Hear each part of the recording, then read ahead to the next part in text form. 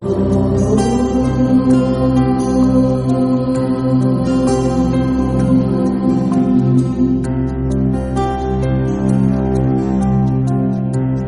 श्री कृष्ण मित्रों, आप सभी मित्रों का शिक्षाप्रद कहानियों की श्रृंखला में हार्दिक स्वागत है।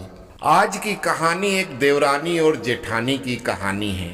एक गांव में दो भाई रहते थे। दोनों में अनन्य प्रेम था। एक दूसरे को खिलाए बिना खाना न खाना, एक दूसरे से पूछे बिना कोई कार्य न करना, एक दूसरे के प्रति सदैव श्रद्धा और प्यार की भावना के साथ दोनों भाई रहा करते थे। उनके माता पिता भी सबसे कहते थे कि मेरे बच्चे श्री राम लक्ष्मण की जोड़ी जैसे हैं। छोटा वाला बड़े भाई को जवाब नहीं देता। कोई अगर बड़े वाले को कुछ कह भी दे तो छोटा वाला लड़ने मरने मारने को उतारू हो जाता है। वहीं मेरा बड़ा वाला श्री राम जैसा सहनशील, सीधा, सदाचारी है। वो अपने छोटे भाई को पुत्रवत प्यार करता है। ऐसी ही तारीफ किया करते थे और वास्तव में दोनों भाई ऐसे ही रहते थे। समय काल बीता और आगे चलकर दोनों युवक हुए और दोनों के विवाह हो गए।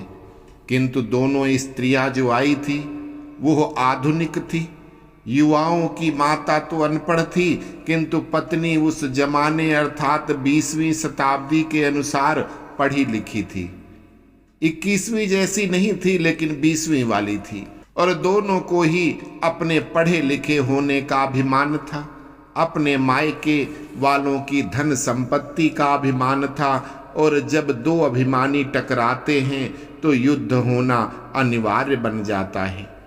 जैसे दो बैल बराबर के एक साथ छोड़ दो तो दोनों में से जब तक एक हार कर दूसरे के सामने आत्मसमर्पण नहीं कर देता तब तक भीषण युद्ध चलता रहता है। और अगर दोनों में से कोई भी हार न माने तो युद्ध अनवरत रहेगा। वैसे ही घमंड मनुष्य की बुद्धि हर लेता है। देवरानी जेठानी बिना किसी कारण के एक दूसरे पर कटाक्ष से शुरू हुई, फिर आलोचना, फिर उसके मायके की आलोचना, फिर गाली, मारपीट आदि सब कुछ सामान्य बात बन गई।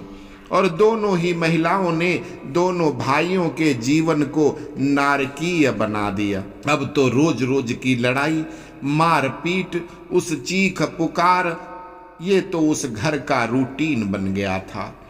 धीरे धीरे दोनों भाई भी उसमें शामिल हो गए।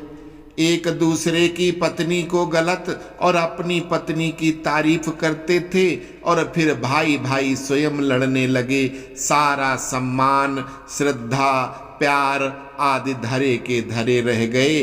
अब दोनों भाई अपनी अपनी पत्नी के साथ मैदान में उतरकर लड़ाई करने लगे। बुजुर्ग माता पिता भी लपेटे में आने लगे। बहुएं सास ससुर का अपमान करती थी, बेटे सुनते नहीं थे। माता पिता दोनों ही स्वामी रामकृष्ण परमहंस को गुरु मानते थे। एक दिन दोनों बुजुर्ग गुरु जी के कहने पर अपने बड़े बेटे की पत्नी और छोटा बेटा साथ में लेकर उनका प्रवचन सुनने आए और अपना दुखड़ा रोकर बताया। गुरुजी ने पूछा सबसे पहले उस जेठानी से कि क्या बात है कि घर में लड़ाई क्यों करती हो। जेठानी बोली, बाबा जी इसके मायके वाले बड़े धनवान हैं, मेरे गरीब, इसलिए वो ताना मारती है और जिससे मुझे गुस्सा आ जाता है तो मैं गालियां देती हूँ और तब मुझे शांति मिलती है। बाद में सोचती हूँ कि नाहक लड़ाई किया। बाबा जी बताओ, देवरानी से बिना मतलब लड़ाई न हो ऐसा कोई उपाय बताओ, इसीलिए बाबा जी मैं आई हूँ। बाबा जी ने जेठानी को एक बोतल में दवा दी और बोले कि जब भी तुमको गुस्सा आया करे तो एक घूंट मुंह में भर लेना। जब तक देवरानी गाली देती रहे इसको थूकना नहीं है और ना निगलना है, वरना ये दवाई असर नहीं करेगी। जब तुम नियम से ये कार्य करोगी तो देवरानी गाली बकना छोड़ देगी। उधर से छोटी बहू तो आई नहीं थी, किंतु छोटा बेटा आया था। अब उसने भी बताया कि दिन भर काम करके उसके बाद घर में चिक चिक से परेशान हूँ बाबा। मेरी भाभी गालियां बकती है और फिर मेरी पत्नी भाभी को लाठी डंडे से मारती है। मेरी पत्नी का क्रोध कम हो जाए, ऐसा कोई उपाय बताओ बाबा। बाबा ने छोटे बेटे को एक थैले में कुछ कीलें दिया और कहा कि ये कीले लेकर पत्नी को दे देना और कहना जब उसको गुस्सा आए तो एक कील दीवाल में ठोक देगी, जिससे जेठानी की तकलीफ बढ़ेगी। अब क्या था, जेठानी ने बाबा का नुस्खा अपनाया और जब देवरानी गाली देती तो जेठानी दवाई भर लेती थी, कुछ बोलती ही नहीं थी। अतः गाली का जवाब गाली न हुआ तो वो चुप हो गई।